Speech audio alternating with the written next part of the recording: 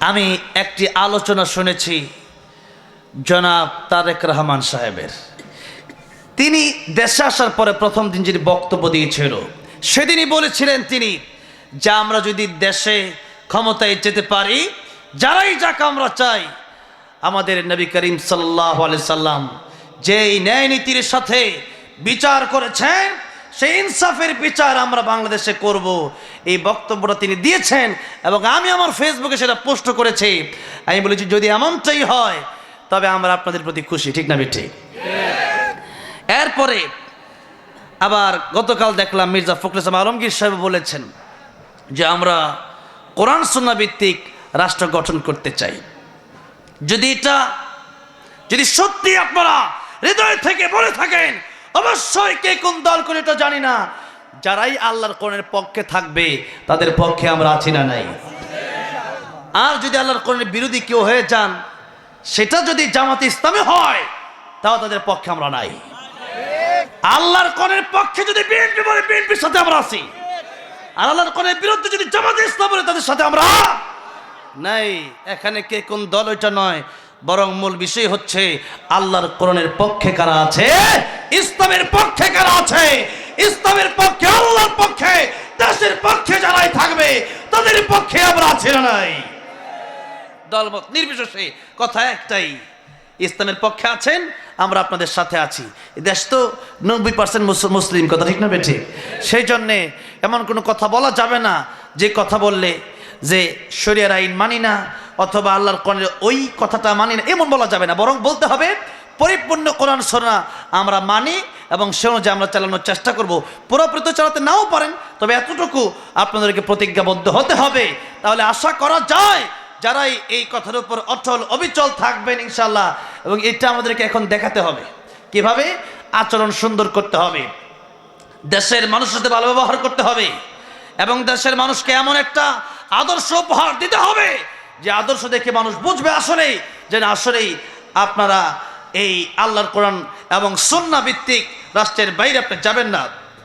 সেই জন্যে আল্লাহর কোরআন যদি বাস্তবায়ন হয়ে যায়, সেভাবে নবীর নীতি অনুযায়ী বিচার যদি হয়, নবী বলেন আমার মেয়ে ফাতেমা যদি চুরি করে তার হাতটাও আমি কেটে দেব, আল্লাহু আকবার।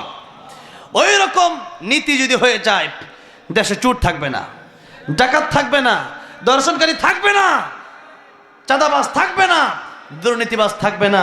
আমাদের দেশটা সিঙ্গাপুর হতে বেশি দিন সময় লাগবে না। আল্লাহর কোরআন দিয়ে যদি দেশটা চলে, আল্লাহ তুমি কবুল করে নাও, জোরে বলেন আমিন। আমার ভাইরা, আমার বাবাজিরা, আবার প্রশ্ন করতে চাই, জিকির শব্দের অর্থ কয়টা বলেছিলাম একটু জবান খুলে বলবেন। এক নাম্বার অর্থটা কি? কোরআন শরীফ। এক নাম্বার অর্থটা কি? কোরআন শরীফ। দুই নম্বর অর্থ কোরআনের তাফসীর, কোরআনের উপদেশ। জোরে আওয়াজ করে বলেন দুই নম্বর অর্থটা কি? তিন নম্বর অর্থটা কি বলেন? মাশাআল্লাহ, আমার যুবক ভাইটা একেবারে এক নম্বর ফাঁস করছে, জোরে করে মারহাবা। মাহফিলটা সফল হয়ে গেছে আলহামদুলিল্লাহ। তিন নম্বর অর্থ হচ্ছে নামাজ। চার নম্বর অর্থ হচ্ছে আল্লাহর আইন, আল্লাহর বিধিবিধান সমস্ত জায়গায় মানতে হবে, অর্ধেক না পরিপূর্ণ।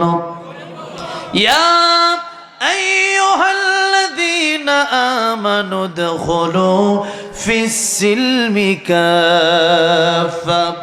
আল্লাহ বলেন ঈমানদারেরা পরিপূর্ণ ইসলামের ভিতরে প্রবেশ করো। অর্ধেক না, অর্ধেক মানতো মুনাফিকরা, আর আমরা যারা মুমিন আমরা মানবো পুরোপুরি ইসলাম, কথা ঠিক না ঠিক? পাঁচ নম্বরে জিকির অর্থই হচ্ছে ফাযকুরুনি আযকুরকুম ওয়াশকুরুলি ওয়ালা তাকফুরুন। আল্লাহ বলে তোমরা আমাকে সদা সর্বদা স্মরণ করো, আমি আল্লাহ তোমাদেরকে স্মরণ করব। ও বান্দারে, দুনিয়াতে বসে তুমি আমি আল্লাহর নাম নিবা, আর আমি ওই যে আরশে আজিমে বসে আমি আল্লাহ রাব্বুল আমিন তোমার নাম খানা নেব, জোরে কর আল্লাহু আকবার। তাহলে আল্লাহ জিকির করলে, আল্লাহ বান্দার জিকির করে, মানে আল্লাহকে স্মরণ করলে আল্লাহ বান্দাকে স্মরণ করে। এই যে রাত গভীর হয়ে গেছে, আল্লাহ তার বান্দাকে ডাকতে থাকেন, আল্লাহ মিন মুস্তাগফিরিন ফাগফির লাহু, আলা মিন মুস্তারজিকিন ফারযুকহু, ألم مبتلا فأعافيه ألا كذا حتى يطلع الفجر আল্লাহ ফজর পর্যন্ত বান্দার ডাকো বান্দারে তোর গুনাহ মাফের দরকার বান্দারে আয় লা তাকনাতু মির রাহমাতিল্লাহ বান্দারে আমার রহমত থেকে নিরাশ হয়ে যাস না আমার কাছে মাফ চা মাফ চাইতে দেরি হবে রে বান্দা নৈবনাত্তা ইবু মিনাত যামবি কামাল্লা যামবালাহু তাওবা যারা করবে আমি আল্লাহ রাব্বুল আমিন তাদের জিন্দেগীর গুনাহ এমন মাফ করব আমার আল্লাহ এমন ভাবে মাফ করবে যেন সে ব্যক্তি জীবনে কোনো গুনাহ করে নাই জোরে কোন সুবহানাল্লাহ তাহলে 5 নাম্বার জিকির হচ্ছে সদা সর্বদা আল্লাহকে স্মরণ করা প্রত্যেক নামাজের পরে সুবহানাল্লাহ জিকির আছে না নাই আলহামদুলিল্লাহ জিকির আছে না নাই আল্লাহু আকবার জিকির আছে না নাই মসজিদে ঢোকার সময় আল্লাহর নাম আছে না নাই আবার বের হওয়ার সময় আছে না নাই বাথরুমে ঢোকার সময় আল্লাহর নাম আছে বের হওয়ার পরে আবার আল্লাহর নাম আছে খাওয়ার শুরুতে আছে খাওয়ার শেষে আছে তাহলে সদা সর্বদা যাকে স্মরণ রাখবো যে আল্লাহকে স্মরণ রেখে চললে এতটুকু মনে রাখতে হবে আমি যদি গুনাহ করি আমার গুনাহ দুনিয়ার কোনো মানুষ দেখে না কিন্তু আমার গুনাহ একজন দেখে জোরে আওয়াজ করে বলেন তিনি কে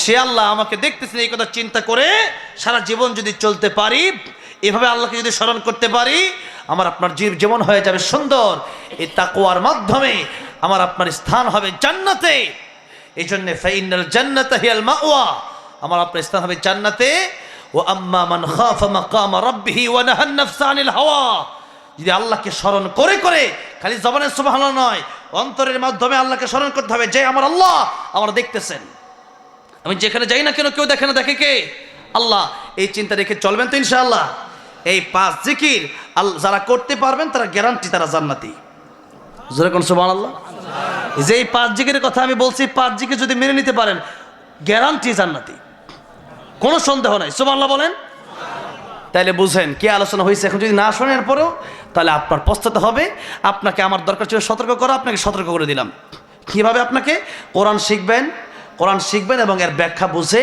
আমল করার চেষ্টা করবেন নিজের সন্তানকে কোরআন শিখাবেন এরপরে কোরআনের তাফসীর বেশি বেশি বোঝার চেষ্টা করেন এরপরে নামাজ ঠিকঠাক রাখেন এরপরে আল্লাহর কোরআন আল্লাহর হুকুম মানেন গুনাহ ছেড়ে দেন এরপরে সদা সর্বদা আল্লাহকে স্মরণ করে দুনিয়াতে চলেন আপনার জন্য আপনার জান্নাত কেউ ঠেকাতে পারবে না সুবহানাল্লাহ সেই জন্য আল্লাহ রাব্বুল আলামিন যেন আমাকে এই 5 জিকির আমাদের সকলকে করে পাক্কা ঈমানদার খাঁটি মুসলমান হয়ে আল্লাহ কবরে যাওয়ার তৌফিক দান করেন জোরে বলেন আমিন আসলে ইচ্ছা ছিল 12:15 বা 12:30 একটা বেজে গেল প্রায় আর লম্বা সময় নয় এই মাদ্রাসার পক্ষে আপনারা থাকবেন সব সময়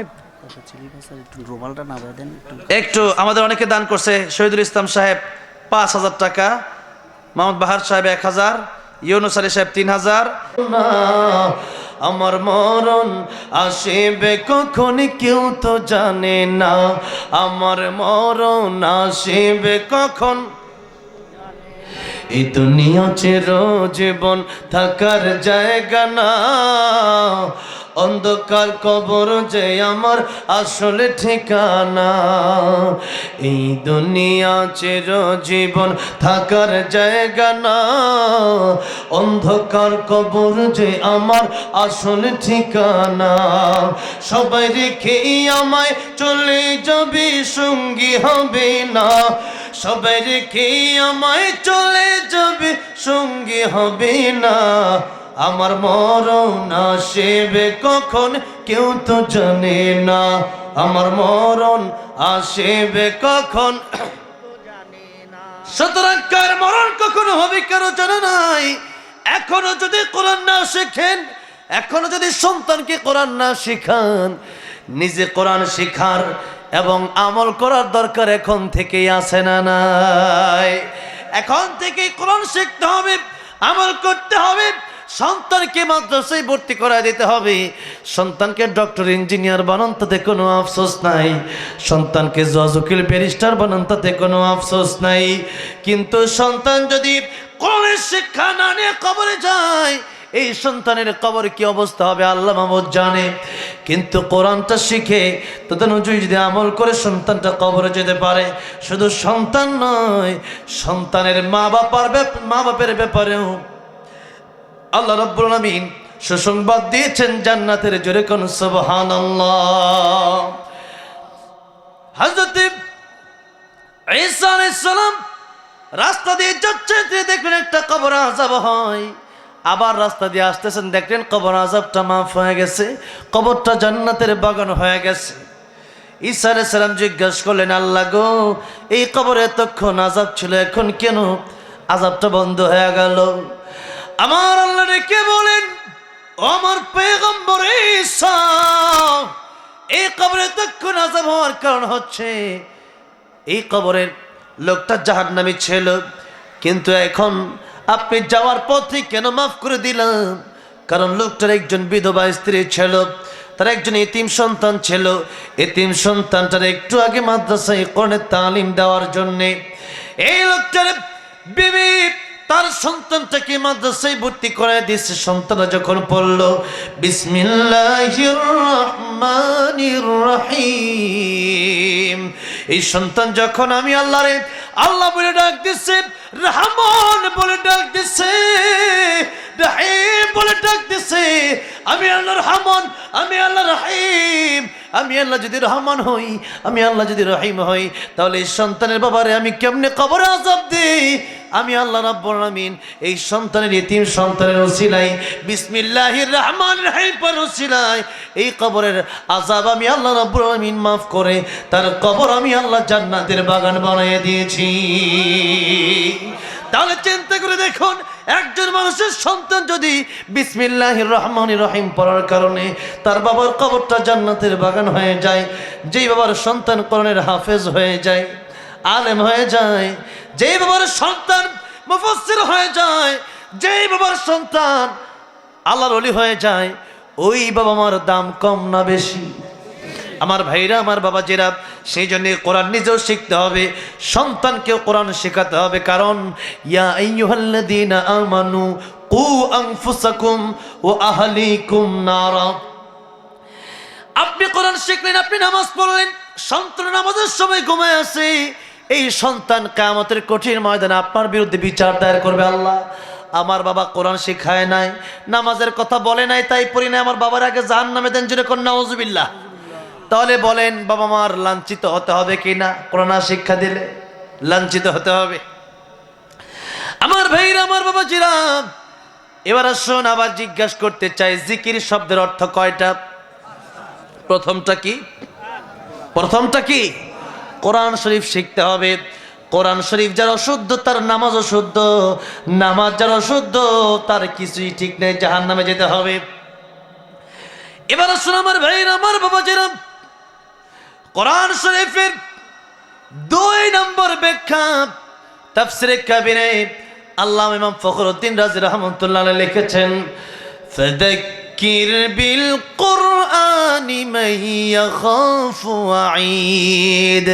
আবার সূরা গাশিয়া আল্লাহ বলছেন, ফাযাক্কির ইন্নামা আনতা মুযাক্কির লাস্তা আলাইহিম বিমুসাইতির। এই জালালের ফাযাক্কির, এই যাক্কির মানে হচ্ছে নবী, আপনি উপদেশ দেন, কোরআন থেকে আপনি মানুষকে উপদেশ দেন, কোরআনের তাফসীর, কোরআনের উপদেশ। তার মানে কোরআনের তাফসীরও জানা লাগবে। কোরআন শুধু শিখলে হবে না, কোরআনের তাফসীর, কোরআনের ব্যাখ্যা ততটুকুন কমপক্ষে জানা লাগবে, যতটুকুন জানলে পরে মুসলমান হিসাবে আমাদের মুসলমান থাকা যায়, মুসলমান হিসাবে আমাদের চলা যায়। তাহলে কোরআনের তাফসীরের দরকার, জোরে বলেন আছে না নাই? এটাও একটা জিকির।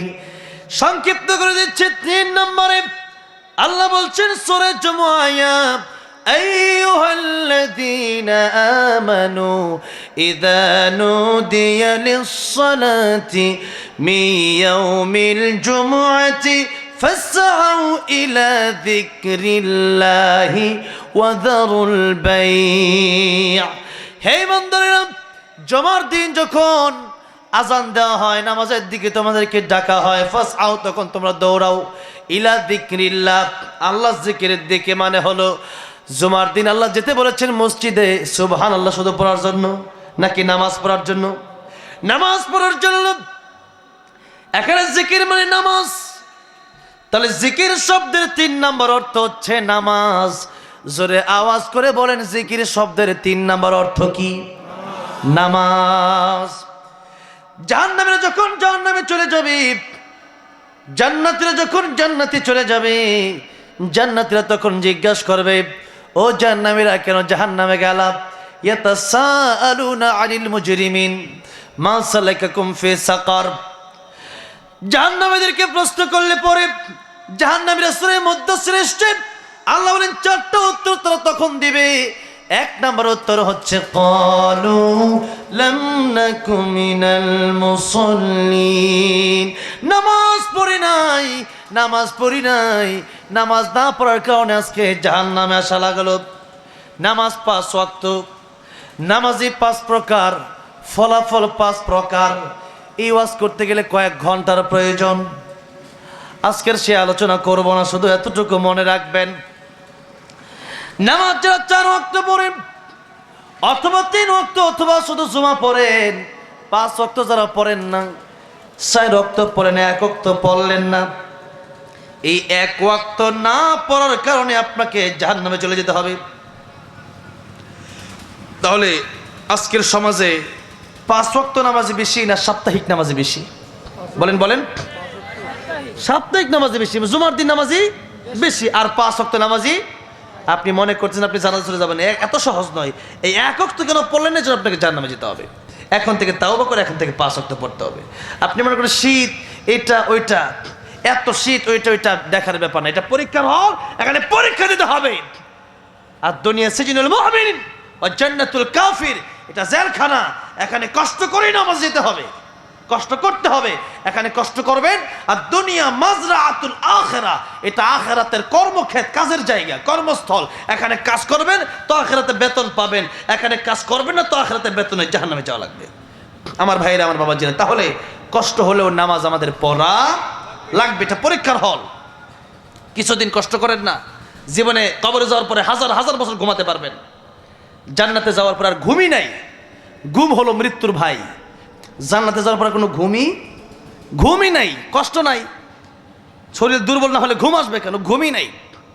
চিরস্থায়ী জান্নাত আল্লাহ দিয়ে দিবেন এই নামাজীদেরকে। নই বলেন নামাজ কিয়ামতের মধ্যে সর্বপ্রথম নামাজের হিসাব নেওয়া হবে।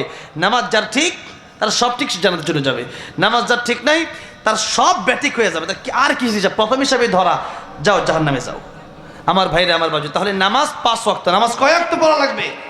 এবং ইন্না সলাতা কানাত আলাল মুমিনিনা কিতাবাম মাওকুতা। নামাজ সম্পর্কে অনেক লম্বা আলোচনা, অনেক লম্বা নামাজ সম্পর্কে আলোচনা করলে শেষ করা যাবে না। মুসা আলাইহিস সালামের কাছে একবার এক মহিলা এসে বলল, আল্লাহর পয়গম্বর আপনি বলেন তো, আমি জিনা করেছি, আমার বাচ্চা হয়েছে, আমি তাকে আসার দিয়ে তাকে হত্যা করেছি, আমার চেয়ে খারাপ কেউ আছে? মুসা আলাইহিস সালাম, তোমার চেয়ে খারাপ আর কে থাকতে পারে? এমনি জিবরাইল আমিন বলেন, হে আল্লাহর পয়গম্বর মুসা কালিমুল্লাহ, আল্লাহ জানিয়ে দিয়েছেন এই জিনাকারী মহিলার চাইতে বেশি, এই হত্যাকারী মহিলার চাইতে আরো বেশি জঘন্য ওই ব্যক্তি যে ব্যক্তি নামাজ পড়ে না। আপনি কল্পনা করতে পারেন, আপনি শুধু সব গুনাহকে গুনাহ মনে করতেছেন না, নামাজ না পড়াটাকে আপনি গুনাহই মনে করতেছেন না, তাহলে জান্নাতে যাবেন কিভাবে? জাহান্নাম আমার জন্য রেডি হয়ে যায়। মান তারাকা সালাতাম মুতাআম্মিদান ফাকাদ কাফারা, যে ব্যক্তি নামাজ ইচ্ছা করে ছেড়ে দিল সে ব্যক্তি যেন কুফরি করলো। অনেকেই বলেছেন সে কাফিরি হয়ে গেল। তাহলে এই যে কুফরি করলো, আবার অনেক মুহাদ্দিসিনে কেরামগণ বলেছেন নামাজ না পড়তে পড়তে অনেক সময় সে তার ঈমানই থাকে না, সে ডাইরেক্ট কাফের হয়ে যায়। বাইনাল আবদি ওয়া বাইনাল কুফরি তারকুস সালাহ, মুমিন এবং কাফেরের মধ্যে পার্থক্য হচ্ছে নামাজ। সেই নামাজ আমরা পড়ি না, আর নামাজ না পড়ে আমরা জান্নাতে যেতে চাই, এত সহজ নয় আমার ভাইরা আমার বাবা। তাহলে জিকির শব্দের 3 নম্বর অর্থ কি? নামাজ। জোরে বলেন, জিকির শব্দের 3 নম্বর অর্থটা কি? নামাজ। আমার ভাইরা, আমার বাবা জিরাম,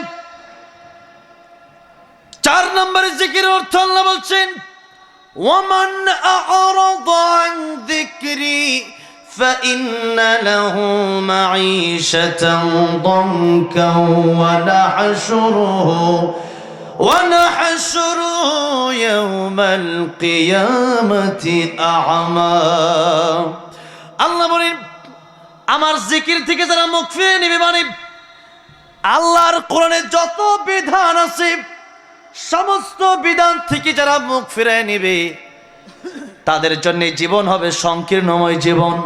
এই জীবনে তাদের বাড়ি থাকবে, গাড়ি থাকবে, কিন্তু শান্তি থাকবে না। 5 তলা বাড়ি আছে কিন্তু ঠিকঠাক খাবার খেতে পারে না, ঘুম হয় না, আরাম নাই। আবার দেখা যায় গরিব মানুষ কিন্তু খাবারের রুচির অভাব নাই, খাটে শুইতে দেরি, ঘুমাইতে দেরি হয় না। শান্তি আর ধনী হওয়া দুইটা এক জিনিস নয়। আল্লাহ বলছেন আমার বিধান থেকে, আমার আইন থেকে মুখ ফিরিয়ে নিবা, নামাজ পড়বা না, কোরআন মানবা না, তাহলে জীবনে টাকা থাকতে পারে, ধন সম্পদ থাকতে পারে, কিন্তু জীবনে শান্তি পাবা না। অশান্তি আর অশান্তি, বিপদ আর বিপদ, টেনশন আর টেনশন, ক্ষতি আর ক্ষতি। তোমার জীবনে শুধু হতাশা আর হতাশা আসবে। মাইশাতাং দঙ্কা, বিপদ আর বিপদ, সংকীর্ণময় জীবন, শান্তির জীবন উপভোগ করতে পারবা না। স্ত্রী কথা শুনবে না, সন্তান কথা শুনবে না। আর আল্লাহ রাব্বুল আমিন বলছেন ওয়া নাহশুরুহু ইয়াউমাল কিয়ামাতি আ'মা, কিয়ামতের ময়দানে আমার বিধান যারা মানবা না তাদেরকে, কোরআন যারা মানবা না তাদেরকে কিয়ামতের ময়দানে অন্ধ বানায় ওঠানো হবে, চক্ষু থাকবে না। তাহলে 4 নম্বরে আল্লাহর কোরআনের বিধান আমাদেরকে মেনে নিতে হবে। আল্লাহর কোরআনের বিধান যতক্ষণ পর্যন্ত না মানব ততক্ষণ শান্তি কোনোদিন আশা করা যায় না। তাই তরুণ আজাদ রহমতুল্লাহ আলাইহি বলেছিলেন সমাধান চাও যদি জীবনে মরণে, ফিরে যাও খুঁজে নাও চোখ রাখো কোরআনে। বলেন না, ফিরে যাও খুঁজে নাও চোখ রাখো কোরআনে, ফিরে যাও খুঁজে নাও, তবেই পাবে সুখ শান্তির ঠিকানা, তবেই পাবে সুখ শান্তির ঠিকানা, যদি মেনে নাও তুমি মনে প্রাণে সমাধান। সমাধান চাও যদি জীবনে মরণে, ফিরে যাও খুঁজে নাও চোখ রাখো কোরআনে, ফিরে যাও খুঁজে নাও।